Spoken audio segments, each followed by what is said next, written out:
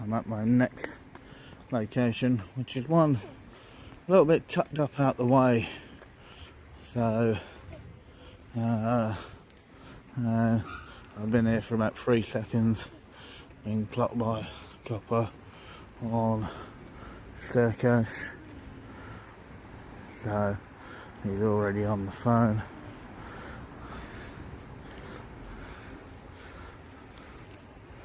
So you can see there.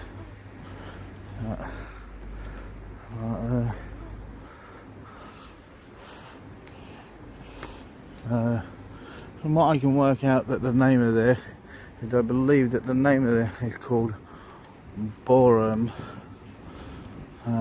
Police Station. So I do believe.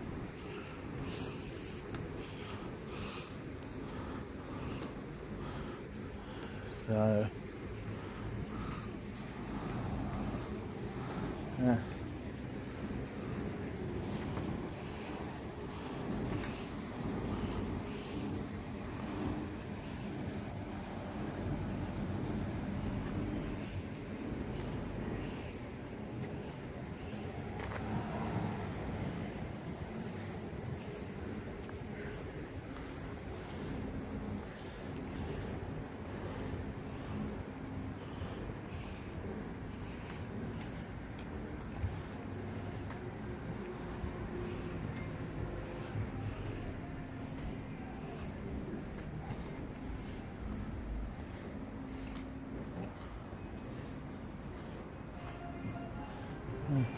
It's relatively new, it does. And yeah, it's quite. It begins quietly but not peacefully. Within seconds of arriving at the police station, the auditor notices he's already being watched, clocked by copper, almost immediately, and that detail changes everything. The officer isn't casually observing. He's on the phone before a word is exchanged. Suspicion is already in motion. The building stands modern and polished, symbolizing authority and control. Yet outside it stands one individual with a camera, triggering attention in under 3 seconds. That speed matters. It tells us this environment is hyper-aware, reactive, and guarded. There's no confrontation yet, but the tension is unmistakable. The silence becomes strategic. The officer watches from above. The auditor narrates from below. 2 perspectives. One looming interaction. The phone call suggests escalation before engagement. And from a neutral standpoint, that raises a central question. Is this proactive security or reflexive suspicion? This opening doesn't explode. It simmers. And in moments like this, simmering tension is more powerful than shouting. Because everyone watching knows contact is coming. Slick. Looks quite smart. But yeah.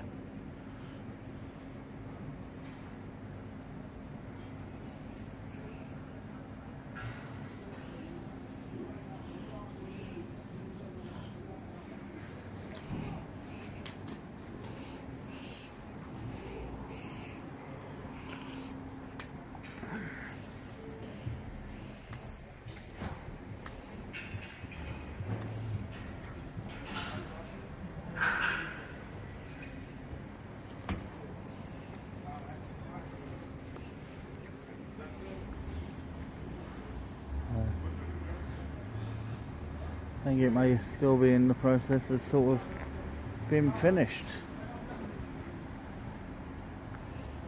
Maybe.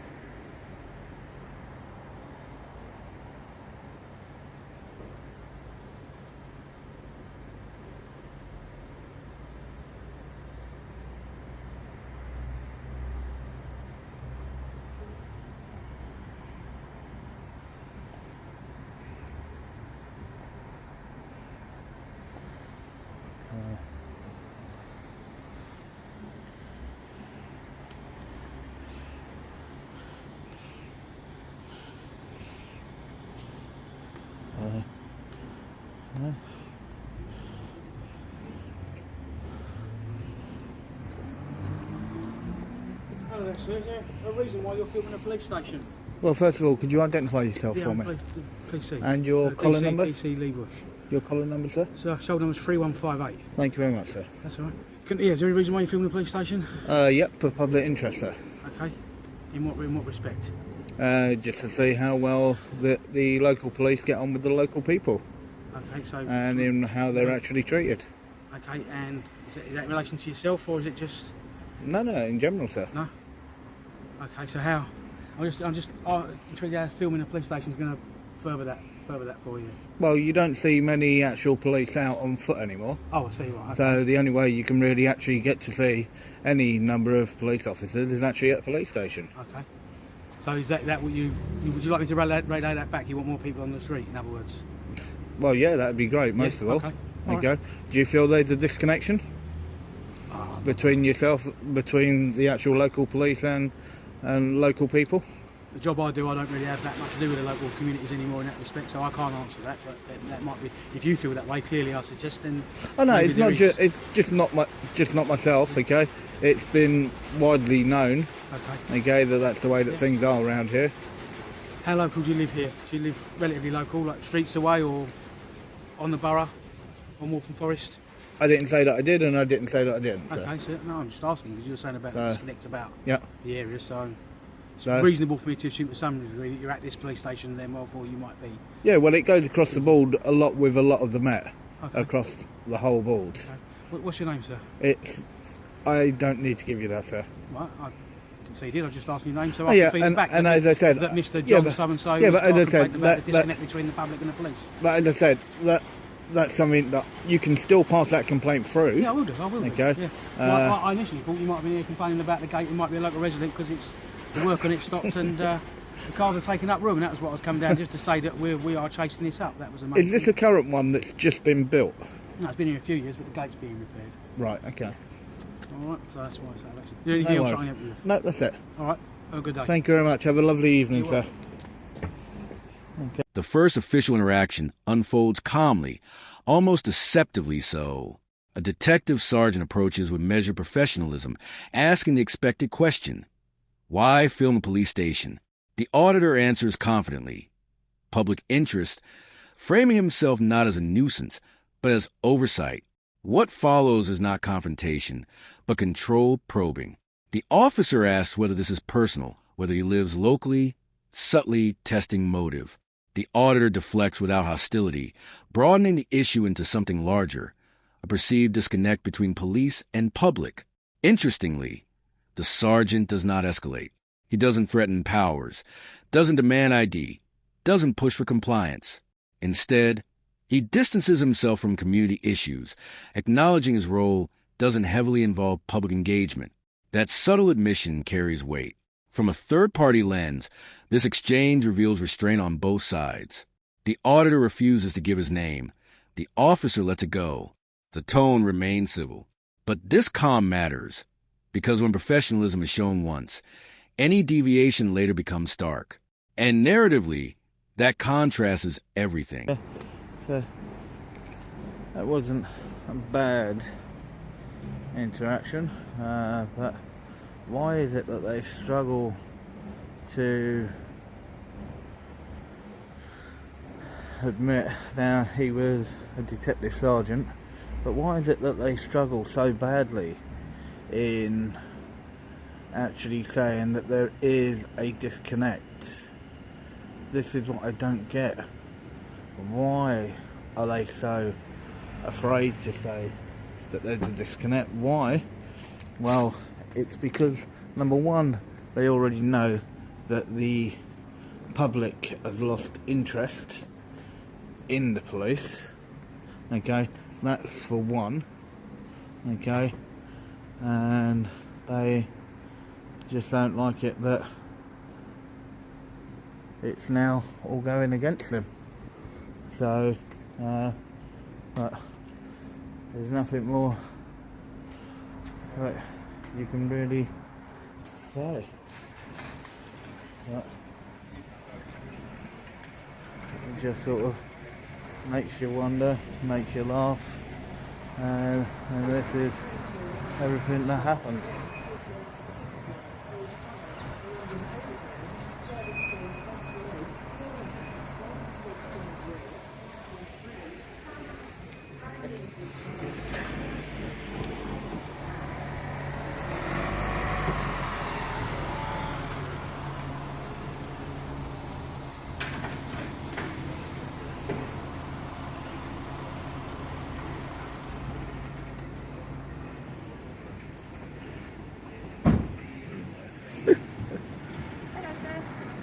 You okay?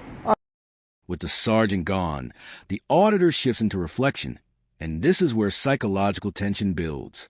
He questions why officers struggle to acknowledge public distrust, suggesting that deep down, they already know confidence is slipping. There's no police presence in this moment, but the conversation becomes ideological. The building stands silent while the narrative intensifies. This isn't confrontation. It's framing. He positions the earlier interaction as evidence of institutional hesitation. The energy is no longer about filming. It's about accountability. And in storytelling, this is a calm before escalation. Because whenever someone publicly critiques authority outside its own doors, that tension rarely remains unanswered. The silence feels temporary. The camera keeps rolling. The station remains still. But the viewer senses a shift approaching. And right on cue, another officer steps in, and this time, the temperature changes instantly. I'm very good, thank you. Can I help you with anything? No, could you identify yourself first, please? Yeah, I'm a police officer. I've got my work card with me. How is it I can help you today? I didn't ask for any help. And your collar number, please. It's my shoulder number. Shoulder. It's 1968 November Echo. Thank you very much. What is it you're doing today? I'm filming. Pardon? I'm filming. Any reason what for?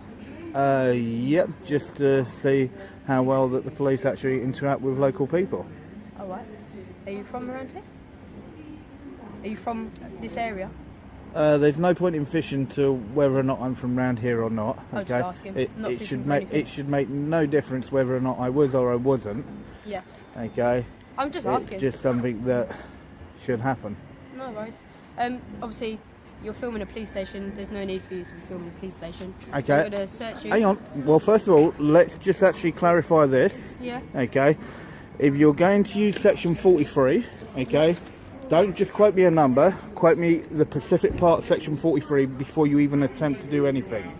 Okay, because under section 43, I have the legal right to actually film a police station. I'm breaking no laws. Okay, a detective sergeant has only just been out here. Okay, so think very carefully before you even attempt to use section 43. Because if you go to use section 43, okay, I will sue you. Sue me for what? Okay, for an unlawful detainment. Okay. Why is it unlawful? Because it is perfectly lawful, exactly what I'm doing, filming the police station. You've asked me what I'm doing. I've given you a reason. Okay. You just Now said it you're states that, filming the police yeah. station. And if you look under the section 43, okay, it is perfectly lawful for me to film a police station. Okay, and section 43 cannot be used in the line of filming. I'm here to audit the actual police station, and if you care to actually look, because you're a public service, okay, and I'm a member of the public, okay, and I'm entitled to do exactly what I'm doing. I'm just Okay, asking why. that's why I'm saying to you, you need to think very carefully now, and if you're going to use And I'm section asking you 43, why. if you're going to use I'm section asking you 43, why. make sure that you quote me the correct legislation And I'm from asking you 43. why you feel the need to come out here and start filming the police station. Well, what gives you the right to abuse my rights? How am I abusing your rights? Because you're going to try and use the Terrorism Act, I haven't even okay? done anything yet. Well, you said you're going to search me. Okay, but I haven't done Okay. anything yet, have I? The second officer arrives, and within moments the atmosphere tightens.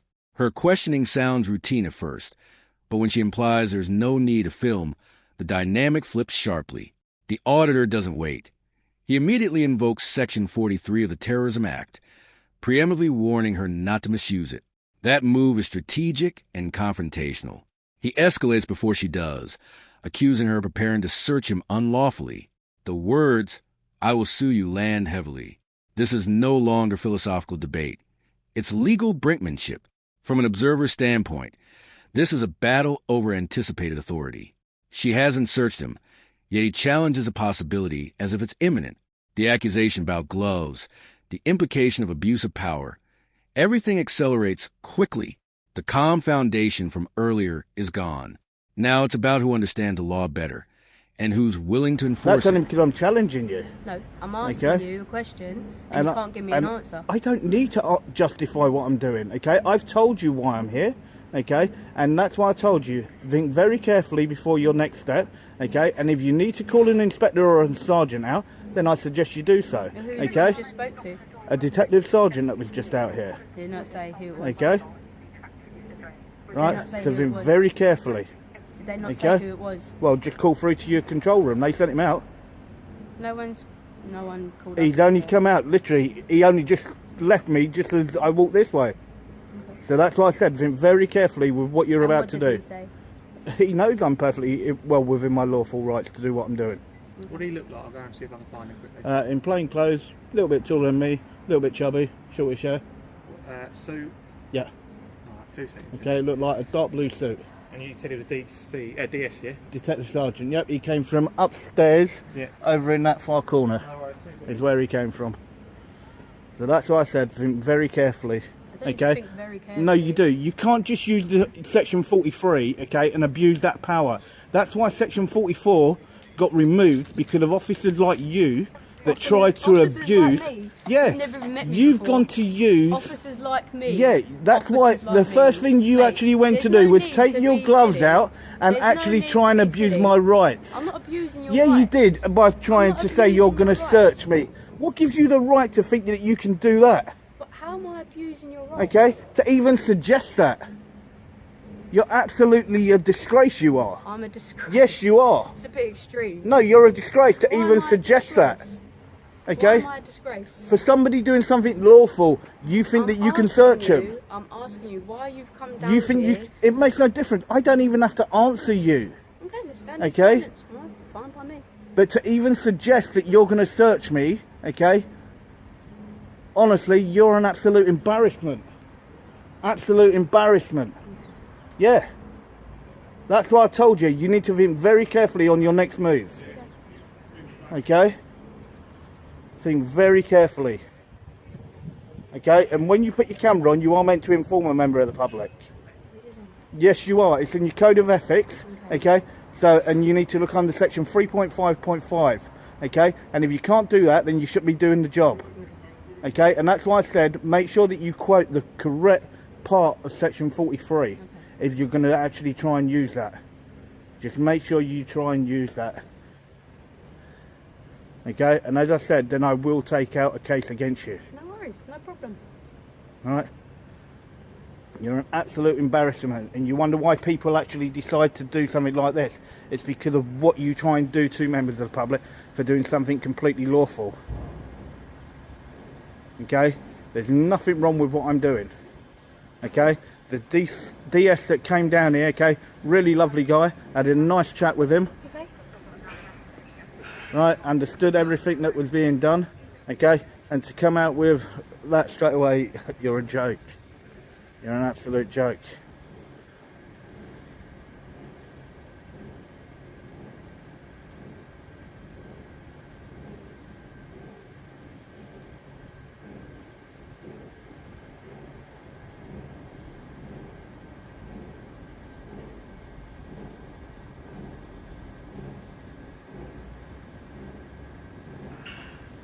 The emotional peak. The auditor's tone hardens and restraint gives way to direct insult, calling the officer a disgrace and an embarrassment.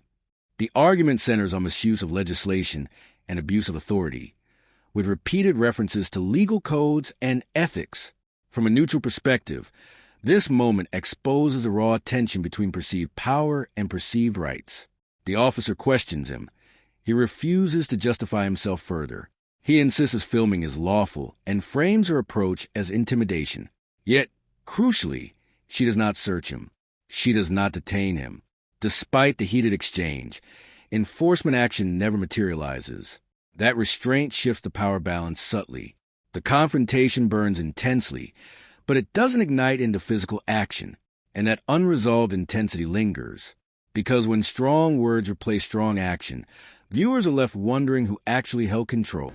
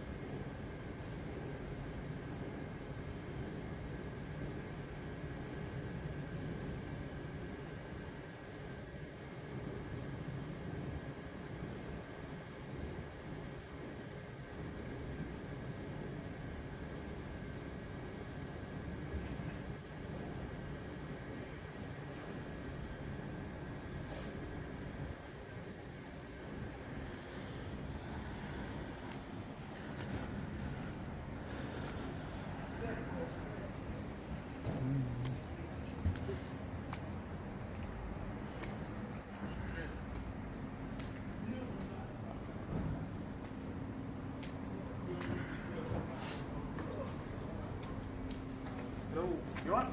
All good. I've just spoke to someone who spoke to you. I don't think he's DS from the sounds of it, but I'm not 100% sure. Obviously, I think what he said, did you say to him about obviously you weren't happy about the lack of police officers or something like that, was it? Yeah, it's called an audit. Yeah, fair enough. Long and short of it, like you said, he's obviously said you can record. The more people we see you and see it, obviously with everything going on, terrorism is obviously very high, you can be searched under it. Obviously it's our powers to use. I know you're going to say the legislation's not great, it's not, or we shouldn't be using it, whatever. Well, no, it'd be an unlawful detainment is what it will be. What we would say though is, obviously with what's happening in the world, and obviously Terrorism Act and stuff like that, we would probably, if we wanted, we can search under it, we'd think there's enough. I think what the guy upstairs said to you is, obviously you can film, obviously the longer you stay here, the more people are probably going to stop you and think this looks a bit suspicious. Is that kind of what he said to you? Okay, just remember, suspicion number one isn't a crime. No, okay? I didn't say it was. I just said, is that what he said to you?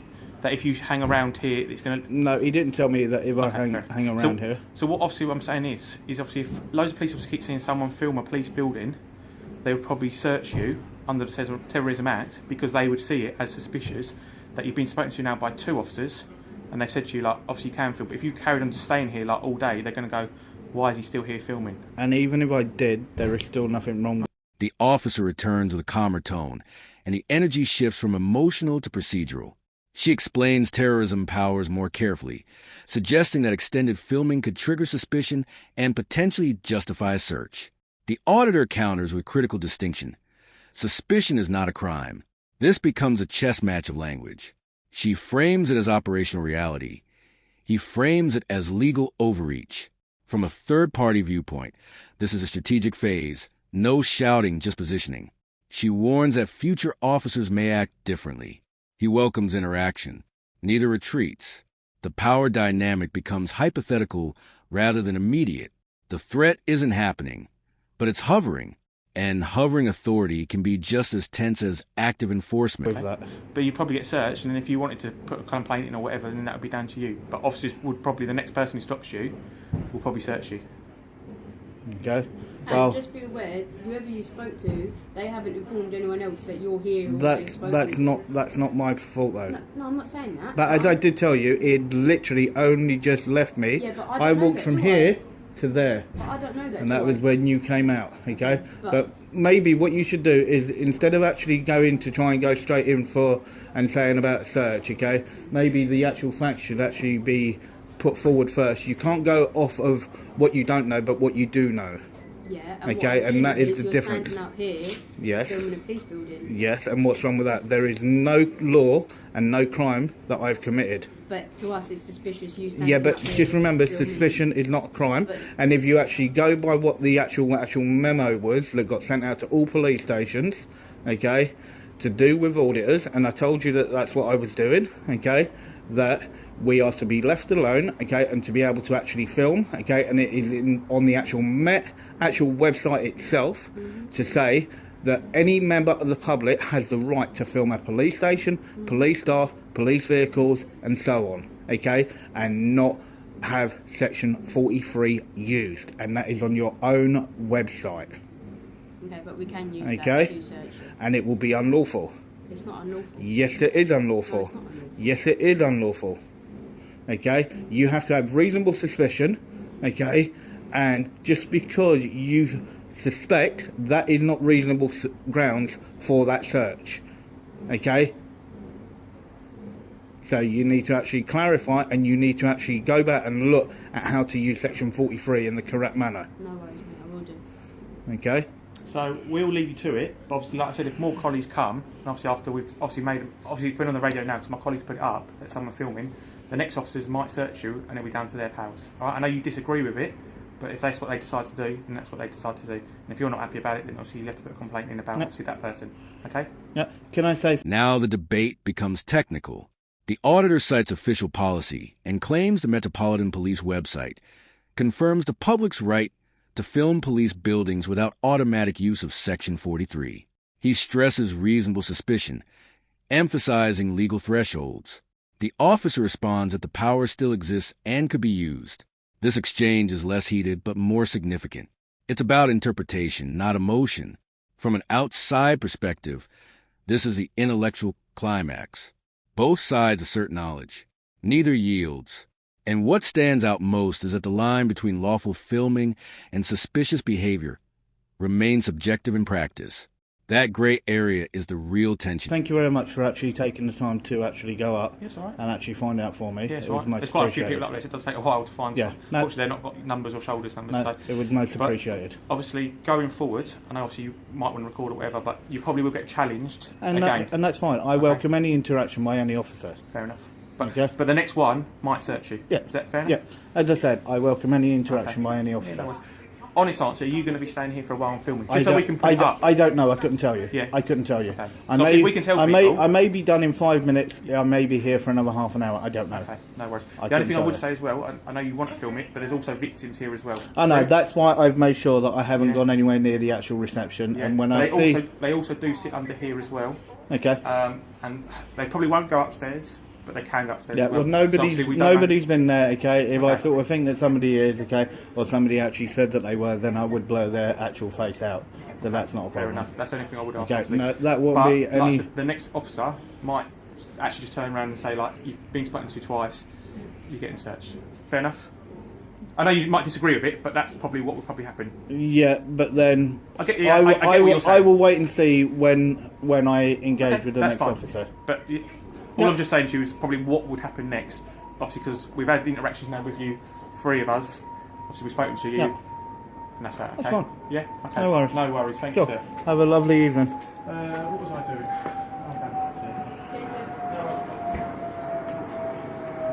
The interaction winds down, but uncertainty remains. The officer warns that another colleague may search him. He calmly says he welcomes any interaction. The conversation touches briefly on victims potentially entering the station, and he states he would blur faces if necessary. The tone is measured now, almost fatigued, yet the unresolved warning lingers. The next officer might not be as restrained. This ending feels incomplete on purpose.